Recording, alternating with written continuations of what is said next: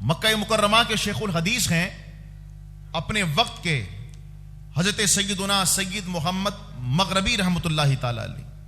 آپ کیا فرماتے ہیں اعلیٰ حضرت کے بارے میں؟ فرماتے ہیں اذا جاء رجل من الہند، کہ جب کوئی عرب میں ہندوستان سے ہمارے پاس کوئی عالم آتا تو ہم اس سے احمد رضا کے بارے میں سوال کرتے. ٹھیک ہے، بلند آواز سے بولیے سبحان اللہ. تو جب اگر وہ احمد رضا کے بارے میں آئیں بائیں شائیں نہیں کرتا اور سینہ کھول کر احمد رضا کی تعریف کرتا تو ہم اس شخص کا ہاتھ چومتے کہ یہ احمد رضا کی تعریف کر رہا، اور ہم سمجھ جاتے کہ یہ پکا سنی ہے. کیا ہے؟ اصل سنی ہے، خالص سنی. یہ بدعتی نہیں ہو سکتا، یہ گمراہ نہیں ہو سکتا، یہ خالص سنی ہے. تو اس وقت کے شیخ الحدیث مکہ مکرمہ کے یہ فرما رہے ہیں. تو اعلیٰ حضرت احمد رضا جو ہیں وہ معیار سنیت ہیں. بولیے کیا ہیں؟ وہ معیار سنیت ہیں. اور آپ اعلیٰ حضرت امام اہل سنت سے ذرا پوچھئے کہ حضرت ہمیں یہ بتائیں کہ علامات اہل سنت میں سے جو یہ عقیدہ ہے کہ سب سے افضل ابو بکر صدیق ہیں، یہ آپ کے نزدیک کتنا اہم ہے؟ کتنا اہم ہے؟ تو میں آپ کو بتاؤں، رامپور، بدایوں اور سنبھل اس علاقے کے بعض تفضیلی علماء، سمجھ گئے؟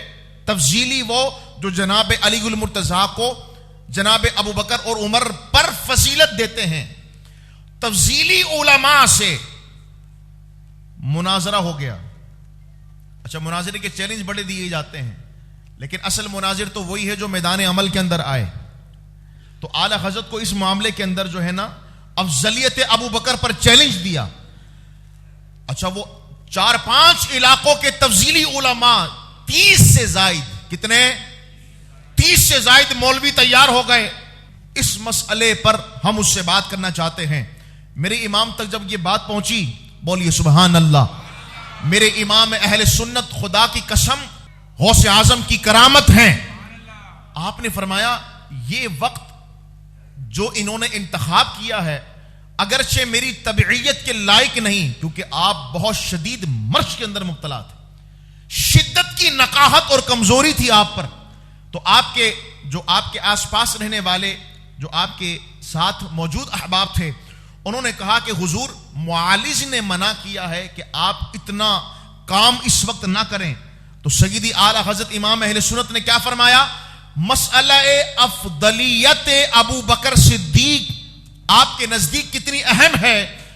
آپ نے فرمایا مجھے مر جانا منظور ہے، مجھے اس مناظرہ کو کرتے ہوئے مر جانا منظور ہے، لیکن مناظرے سے انکار کر کے بچنا مقصود نہیں ہے.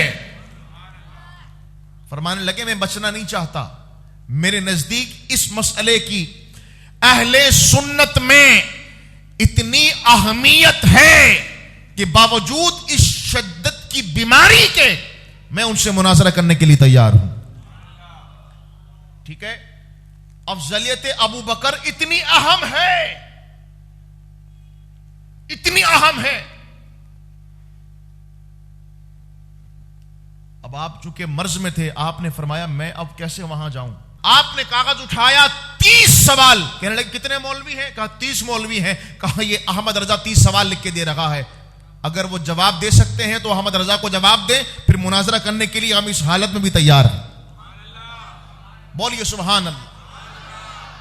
ہم جس امام کے نعرے لگاتے ہیں نا کہ فیض رضا مسلک اعلیٰ حضرت، ہاں یہ ایسے نہیں کہ کوئی بس ایسے امام تھے نعروں والے.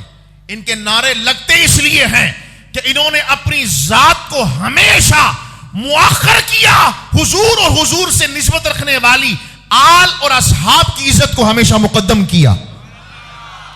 کہا احمد رضا کیا چیز ہے جس کو مصطفیٰ مصلی امامت پر آگے بڑھا کر عزت دیں، افضل بنائیں. جب ان کی عزت پر بات آ جائے تو پھر کوئی مولویوں سے ڈرے گا نہیں. اپنا مرض بھی پیچھے ہے، احمد رضا مناظرے کے لیے تیار ہے. فرمائے 30 سوال کے جواب لے کر کے آئیے. مولانا حسن سنبھلی یہ ان تفضیلی علماء کے بڑے تھے. آپ کے پاس جب وہ رکعہ پہنچا نا, کہا ان کا بڑا کون ہے؟ کہا وہ حسن سنبھلی ہے. کہا اس کو یہ دے کر کے آؤ اور کہو کہ ایمان سے ان کا جواب دینا اور کوئی آئیں بائیں شائیں مت کرنا. تو جب انہوں نے اس مسئلے کو پڑھا کہ جس میں 30 سوال لکھے ہوئے تھے, تو مولانا حسن سنبھلی, ہائے ہائے, میں مولانا اس لیے کہہ رہا ہوں کہ جب اعلی حضرت کا وہ مقدمہ آپ نے دیکھا نا, جو اہل سنت کا مقدمہ تھا, دیکھ کر کہنے لگے واللہ میری تو آج آنکھ کھل گئی ہے.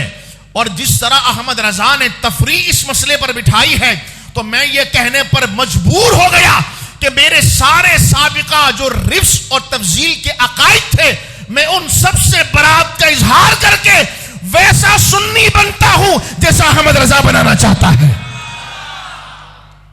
اللہ اکبر.